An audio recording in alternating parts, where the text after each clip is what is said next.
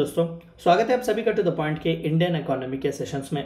हमने पिछले चैप्टर में क्लासिफिकेशंस ऑफ इकोनॉमी के बारे में बात किया हुआ था। आज के इस चैप्टर में हम डिटर्मिनेंट्स ऑफ ग्रोथ के बारे में जानने की कोशिश करेंगे। देखेंगे कि दरअसल ग्रोथ होता क्या है और इस ग्रोथ को जो है अलग अलग नेशंस में, स्पेसिफिक सोसाइटीज़ में किस तरीके से कैलकुलेट किया जाता है। और खासकर कई बार जो है हम न्यूज़पेपर्स वगैरह में भी ये टर्म्स देखते हैं, जीडीपी, जीएनपी, एनडीपी, ये सभी जो है वो क्या होते हैं, इन सभी के बारे में आज का हमारा चैप्टर। तो आइए शुरू करते हैं। सबसे पहला व्हाट इज ग्रोथ, हमें जानना बहुत जरूरी है कि दरअसल ग्रोथ होता क्या है। देखिए, growth is the process of increasing in size. Growth कुछ भी हो सकता है, किसी भी चीज़ का हो सकता है। फॉर एग्जांपल आपने एक सीड जो है वो प्लांट किया हुआ है, वो छोटी तरीके से वो एक प्लांट बनेगा और उसके बाद एक ट्री बन जाएगा। तो जाहिर सी बात है कि सीड का ग्रोथ जो है वो ट्री में हुआ है, यानी कि यहाँ पर साइज में जो है इंक्रीज हो रहा है, तो इसे ग्रोथ कहेंगे।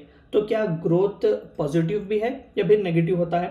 जी, ग्रोथ दोनों ही होते हैं। हम आगे इसके बारे में बात करेंगे। It is a quantitative aspect, not qualitative aspect, यानी कि ये बस क्वांटिटी को जो है मेजर करता है, क्वालिटी नहीं देखता।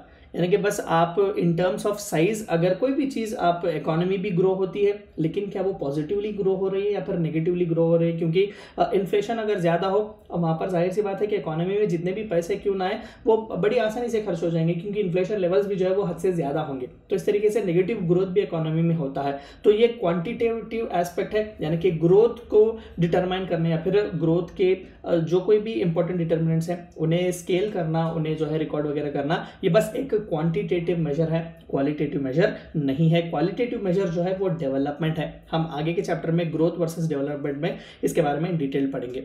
Growth can be both positive as well as negative. अभी जो हमने डिस्कशन किया वो यही था कि ग्रोथ जो है वो बस साइज में इंक्रीज होना है। तो जाहिर सी बात है कि महज साइज में इंक्रीज होना इसका मतलब ये नहीं कि वो पॉजिटिवली हो रहा है या फिर नेगेटिवली हो रहा है। अब अगेन एक एग्जांपल अगर मैं दूं तो मान लेते हैं कि कोई हेल्थ प्रॉब्लम है, ट्यूमर वगैरह है, और वो ट्यूमर जो है वो उसकी ग्रोथ जो है वो हो रही है बॉडी में। तो क्या ये अच्छी बात है या फिर नेगेटिव बात है? ये तो आपके लिए तो बहुत ही डेडली है जिस किसी के बॉडी में भी ट्यूमर है। तो इस तरीके से उस ट्यूमर की ग्रोथ जो है यहाँ पर वो नेगेटिव है। तो इस तरीके से ग्रोथ दोनों पॉजिटिव और नेगेटिव भी होता है। तो आइए चंद इंपॉर्टेंट टर्म्स जिसके जरिए ग्रोथ को जो है डिटरमाइन किया जाता है। देखिए, डेवलपमेंट नहीं, डेवलपमेंट के डिटर्मिनेंट्स कुछ अलग होते हैं। ह्यूमन डेवलपमेंट इंडेक्स या फिर ग्रॉस नेशनल हैप्पीनेस, इन सभी के बारे में हम आगे के चैप्टर्स में पढ़ेंगे। तो फिलहाल के लिए जो कंट्री का ग्रोथ है, जो कंट्री की इकोनॉमी का ग्रोथ है, क्वांटिटेटिव जो खासकर एस्पेक्ट है, वो किस तरीके से डिटरमाइन होता है, इन सभी के बारे में पढ़ेंगे। तो सबसे पहला जो डिटर्मिनेंट है ग्रोथ का, एक कंट्री के ग्रोथ को जो हम किस तरीके से डिटरमाइन करते हैं, उन टर्मिनोलॉजीज में सबसे इंपॉर्टेंट जो है वो ग्रॉस डोमेस्टिक प्रोडक्ट होता है। तो ये जानते हैं कि जीडीपी होता क्या है। देखिए, gross domestic product is value of all final goods and services. Final goods and services यानी कि अब इसके बाद जो है वो गुड्स और सर्विसेज डायरेक्टली कंज्यूम ही होंगे, रॉ मटेरियल्स नहीं। डोमेस्टिकल यानी कि with in the boundary of a nation during 1 year. एक साल में मान लेते हैं कि इंडिया जब हम कहेंगे तो पूरा जो टेरिटोरियल बाउंड्री है इंडिया की, पूरी इंडिया की बाउंड्री में विद इन 1 ईयर कितना प्रोडक्शन हुआ है गुड्स एंड सर्विसेज का, जो फाइनल है, यानी कि फाइनल गुड्स एंड सर्विसेज है। इसके बाद उन्हें फिर प्रोसेस नहीं किया जाएगा, डायरेक्टली कंज्यूम ही किया जाएगा। फॉर एग्जांपल टेक्सटाइल्स हैं, रेडीमेड जो कपड़े वगैरह होते हैं, इसे फिर से प्रोसेस करने की जरूरत नहीं है, तो उन्हें फाइनल गुड्स की तरह देखा जाएगा। और सर्विसेज भी अगेन अकाउंटेंसी वगैरह, एजुकेशन वगैरह के भी सर्विसेज होते हैं, बैंकिंग सर्विसेज, इन्हें फिर से प्रोसेस करने की जरूरत नहीं है। तो रॉ मटेरियल जो नहीं है, जो फाइनल गुड्स एंड सर्विसेज हैं, उन सभी का वैल्यू जो होता है पूरे नेशन में, पूरी नेशन की बाउंड्री में, टेरिटरी में, विद इन नेशन जो है कितना प्रोडक्शन हुआ है गुड्स एंड सर्विसेज का, उन सभी के वैल्यू को अगर आप जोड़ेंगे तो उसी को ग्रॉस डोमेस्टिक प्रोडक्ट कहेंगे। यानी कि कितना प्रोडक्शन एक साल में विद इन कंट्री हुआ है, उसे ग्रॉस डोमेस्टिक प्रोडक्ट कहा जाएगा। एग्जाम्पल 1 अप्रैल 2021 टू 31 मार्च 2022, ये इंडिया का ऑफिशियल फाइनेंशियल ईयर भी है, यानी कि इंडिया के अकाउंटिंग जो ईयर्स होते हैं वो अप्रैल 1 से शुरू होते हैं और 31 मार्च पर खत्म होते हैं। तो विद इन 1 ईयर कितना प्रोडक्शन हुआ है फाइनल गुड्स एंड सर्विसेज का, उन सभी के वैल्यू को एग्रीगेट करने को ही हम ग्रॉस डोमेस्टिक प्रोडक्ट कहते हैं। Per annum percentage of change in GDP is growth rate of an economy. कई बार हम देखते रहते हैं कि इंडिया की ग्रोथ रेट जो है वो 5% है, 6% है, या फिर कई बार गिर गई है, -4.3 हो चुका है लॉकडाउन की वजह से वगैरह। इस तरीके की कई चीज़ें जो हम सुनते हैं, लेकिन जो ये ग्रोथ रेट हम कहते हैं यानी कि परसेंटेज जो हम कहते हैं, it is in this very value. मान लेते हैं कि $2 ट्रिलियन की इकोनॉमी है इंडिया की फॉर एग्जांपल, या फिर जीडीपी जो है हमारा समवेयर अराउंड कुछ चंद लाखों करोड़ों पर हुआ है, तो उसमें परसेंटेज कितना ग्रोथ हुआ है या फिर कितना घटा हुआ है जीडीपी, उस परसेंटेज से कैलकुलेट करने को ही हम ग्रोथ रेट कहेंगे। अगेन जैसा कि मैंने कहा कि ग्रोथ रेट पॉजिटिव भी हो सकता है, नेगेटिव भी हो सकता है। तो ग्रोथ रेट जो है it is per annum change, हर साल के लिए जितना भी परसेंटेज चेंज जो जीडीपी में आ रहा है इकोनॉमी में, उसे ग्रोथ रेट कहा जाएगा। GDP is a purely quantitative concept, ये बस क्वांटिटी को देखता है, क्वालिटी को नहीं देखता। Used by International Monetary Fund, World Bank, etc. in comparative analysis of nation members, जो कोई भी इनके इंपॉर्टेंट नेशंस होते हैं उनके ग्रोथ रेट को जो है ये सभी फाइनेंशियल ऑर्गेनाइजेशंस मेंटेन करते हैं, ताकि जब कभी भी फाइनेंशियल हेल्प की जरूरत हो, ग्रांट्स वगैरह लेने की जरूरत हो, तो वहाँ पर जीडीपी देखा जाता है कि किस तरीके से उनका ग्रोथ रेट है, यानी कि हर साल वो कितना ग्रो कर रहे हैं अपने डोमेस्टिक प्रोडक्ट को। इन सभी को कंसिडर करने के बाद ही फाइनेंशियल हेल्प दी जाती है, लोन्स वगैरह हमें मिलते हैं। तो this is the very first determinant of growth, that is gross domestic product. दूसरा सबसे इंपॉर्टेंट डिटरमिनेंट ऑफ ग्रोथ है वो है नेट डोमेस्टिक प्रोडक्ट। अभी जो हमने देखा वो ग्रॉस था, यानी कि ग्रॉसली हमने देखा टोटल प्रोडक्शन वैल्यू जो कोई भी, लेकिन हमने इनमें से डिप्रिसिएशन को नहीं निकाला, यानी कि जो वेयर एंड टेयर होता है, जो कोई भी प्रोडक्ट्स वगैरह में जब बनाते हैं तो जो कोई भी इंपॉर्टेंट जो चीज़ें लॉस वगैरह भी उसके बीच आते हैं कई बार, तो इस तरीके का जो डिप्रिसिएशन होता है, हिंदी में इसे घिसावट भी कहते हैं, यानी कि वेयर एंड टेयर की वजह से जो कोई भी आपको लॉस वहां पर आ रहा है उसे माइनस करने के बाद, उसे उस ग्रॉस वैल्यू से निकालने के बाद ही आपको नेट डोमेस्टिक प्रोडक्ट मिलेगा। Net domestic product is GDP calculated after the adjusting the weight of value of depreciation. Her product का एक स्पेसिफिक रेट होता है डिप्रिशिएट होने का, उसका वेयर एंड टेयर किस तरीके से हो रहा है, तो इस डिप्रिसिएशन को जीडीपी से जब आप निकालेंगे तभी जो है आपको नेट डोमेस्टिक प्रोडक्ट मिलेगा, यानी कि नेट आपके हाथ में कितना जो है प्रोडक्ट का वैल्यू बचा हुआ है। Indeed, NDP is a net form of GDP। GDP जो है वो ग्रॉस है, इसका नेट फॉर्म जो है वो नेट डोमेस्टिक प्रोडक्ट होगा। तो इसका भी इंपॉर्टेंट फॉर्मूला याद रखिएगा कि NDP is equal to GDP minus depreciation of assets and goods. Government decides and anonymous rates by which assets depreciate. तो हर सरकार जो है, हर देश की अलग अलग सरकारें जो होती हैं वो अलग अलग डिप्रिसिएशन रेट्स रखती हैं अलग अलग गुड्स एंड सर्विसेज के लिए, तो गुड्स एंड असेट्स के लिए। तो इसी तरीके से उस असेट्स एंड गुड्स का जो है डिप्रिसिएशन माइनस किया जाता है नेट डोमेस्टिक प्रोडक्ट पर अराइव होने के लिए। NDP has to be always lower than GDP as depreciation can not be equal to zero. जाहिर सी बात है कि डिप्रिसिएशन हर हाल में होना ही है, वो कितना होगा वो गवर्नमेंट डिसाइड करेगी। तो जाहिर सी बात है कि हर बार जीडीपी मान लेते हैं कि फॉर एग्जांपल 100 है, 100 रुपीस है, तो नेट डोमेस्टिक प्रोडक्ट जो है वो कहीं ना कहीं 95 या फिर 96 रुपीस का होगा, क्योंकि 4 रुपीस या फिर 5 रुपीस जो है वो डिप्रिसिएशन होगा। अमाउंट ऑफ डिप्रिसिएशन अलग अलग कंट्रीज का अलग होता है, जैसे मैंने कहा। तो फॉर एग्जाम्पल मैं दे रहा हूँ, तो जाहिर सी बात है कि एनडीपी जो है वो हमेशा जीडीपी से कम ही होगा। NDP cannot be used as a tool to analyze various nations as depreciation rates varies from country to country। GDP में हमने देखा कि IMF, वर्ल्ड बैंक जैसे इंस्टीट्यूशंस उसे मेंटेन करते हैं कंपैरेटिव एनालिसिस के लिए, लेकिन NDP का इस्तेमाल वो नहीं करते, क्योंकि हर कंट्री का डिप्रिसिएशन रेट, डिप्रिसिएशन जो अमाउंट होता है वो अलग अलग होता है। This is the second most important determinant of growth, that is net domestic product.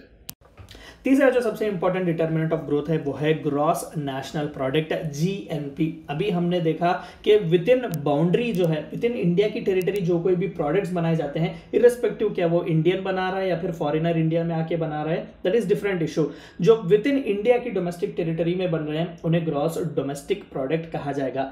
लेकिन अब्रॉड में भी तो इंडियंस वगैरह रहते हैं, तो उनके प्रोडक्शन को भी, उनके योगदान को भी जो है चाहिए कि हम ऐड करें। तो उसी इनकम फ्रॉम अब्रॉड, जो कोई भी हमें अब्रॉड से मिल रहा है, तो उसे जब हम ऐड करेंगे जीडीपी को, तो उसे ग्रॉस नेशनल प्रोडक्ट कहा जाएगा। यानी कि हमारे नेशन का कमाई जितना है, बाहर से भी हमारे नेशंस वगैरह जो है, नेशनल्स वगैरह जो है वहां पर रेमिटेंस वगैरह भेज रहे होते हैं, या फिर हमने कहीं पर लोन वगैरह दिया है अदर कंट्रीज को, तो वहां से हमें इंटरेस्ट भी आता है, तो वो भी इनकम ही होगा। तो इस तरीके के पूरे इनकम फ्रॉम अब्रॉड जब हम ऐड करेंगे जीडीपी को, तो हमें GNP मिलेगा। Gross national product is GDP of a country added with its income from abroad. तो बाहर से, फॉरेन से, इंडिया की टेरिटरी के बाहर से जितना भी हमें इनकम मिल रहा है, उसे जब हम जीडीपी को ऐड करेंगे तो हमें GNP मिलेगा।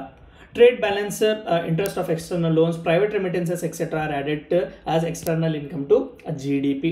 ट्रेड बैलेंस जो कोई भी एक्सपोर्ट इंपोर्ट से हमें जो ट्रेड बैलेंस बचता है, एक्सटर्नल लोन्स जो हमने दिए हैं उस पर इंटरेस्ट, प्राइवेट रेमिटेंसेस यानी कि जो आउटसाइडर्स जो वहाँ पर बसे हुए हैं, माइग्रेंट्स की तरह वहाँ पर गए हुए हैं या फिर एनआरआईज की तरह हैं और वहाँ से वो यहाँ पर रेमिटेंस कर रहे हैं, यहाँ पर पैसा वगैरह अपने घर वालों के लिए भेज रहे हैं, टैक्सेस वगैरह जो पे कर रहे हैं, तो उस तरीके के रेमिटेंसेस को जो भी है एक्सटर्नल इनकम की तरह ऐड किया जाता है जीडीपी को in order to arrive at gross national product. तो इसका भी फॉर्मूला बहुत ही इंपॉर्टेंट है, GNP is equal to GDP plus income from abroad. This is actual national income, इसी को ही जो है हम नेशनल इनकम कहते हैं, क्योंकि पूरे, अब जाहिर सी बात है कि इंडियंस बाहर भी होंगे, इंडिया जो है वो बाहर से भी ट्रांसैक्शन करता है, फॉरेन एक्सपोर्ट इंपोर्ट से भी, तो वहाँ पर भी हमें इनकम और लॉसेस भी जो है देखने को मिलते हैं, तो इसी को जो है एक्चुअल नेशनल इनकम कहा जाएगा। It is used to assess nation's durability in internal and external fields. Of course GDP से तो हमें इंटरनल ड्यूरेबिलिटी मिलती है, लेकिन जब हम जीएनपी की बात करते हैं तो हमें एक्सटर्नल फील्ड्स की ड्यूरेबिलिटी भी मिलती है, यानी कि बाहरी दुनिया से किस तरीके से ट्रेड वगैरह चल रहा है, क्या वहाँ पर इंपोर्ट ज़्यादा है, एक्सपोर्ट ज़्यादा है, लॉसेस आ रहे हैं, कितना जो है डिमांड है आपके गुड्स वगैरह को, कितना आप सप्लाई कर पा रहे हैं। तो इस तरीके से हमें इंटरनल और एक्सटर्नल फील्ड्स में दोनों की ड्यूरेबिलिटी पता चलती है जीएनपी से। आखिरी जो इंपॉर्टेंट डिटरमिनेंट ऑफ ग्रोथ है वो है net national product. Of course net national product भी सेम जीडीपी एनडीपी की तरह ही है, यानी कि जीडीपी से जब आप डिप्रिसिएशन निकालेंगे तो हमें एनडीपी मिलेगा, उसी तरीके से जीएनपी से जब हम डिप्रिसिएशन को निकालेंगे तो हमें एनएनपी मिलेगा। Net national product is GNP after deduction of loss due to depreciation. तो एनएनपी के दो इंपॉर्टेंट फॉर्मूलेस हो सकते हैं, NNP is equal to GNP minus depreciation, और जीएनपी को अगर आप फर्दर जो है स्प्लिट करना चाहें तो of course GNP is equal to GDP plus income from abroad minus depreciation. तो ये हमारे दो इंपॉर्टेंट फॉर्मूलेस हो जाएंगे। This is indeed true national income. वो पिछले वाला जो था जीएनपी वो नेशनल इनकम था, एक्चुअल नेशनल इनकम, लेकिन ट्रू नेशनल इनकम यानी कि लॉसेस वगैरह होने के बाद, डिप्रिसिएशन जाने के बाद हमारे हाथ में जो वैल्यू बचा हुआ है, जो अमाउंट बचा हुआ है, वो जाहिर सी बात है कि हमारा इंडीड ट्रू नेशनल इनकम है। Capital N and I are letters used to donate this. जब कभी भी इकोनॉमी जब आप सब्जेक्ट पढ़ें, पेपर वगैरह भी जब आप पढ़ें, तो एन आई जब आप देखेंगे इंपॉर्टेंट कैपिटल लेटर्स में एन आई जब आप देखेंगे तो इसका मतलब ये है कि द राइटर और the author is donating about N N P, that is net national product, क्योंकि this is the true national income, purest form of income of nation. GDP से, जीएनपी से, एनडीपी से बढ़कर जो है ये प्यूरेस्ट फॉर्म माना जाता है, क्योंकि इसमें ए टू जेड आपके कंट्री के पूरे ट्रांसैक्शंस जो है, खासकर एक्सपोर्ट्स इंपोर्ट्स वगैरह, इंटरनल ट्रेड क्या है, फाइनल गुड्स एंड सर्विसेज का वैल्यू क्या है, इन सभी के बारे में देखा गया है और डिप्रिसिएशन को भी निकाला गया है।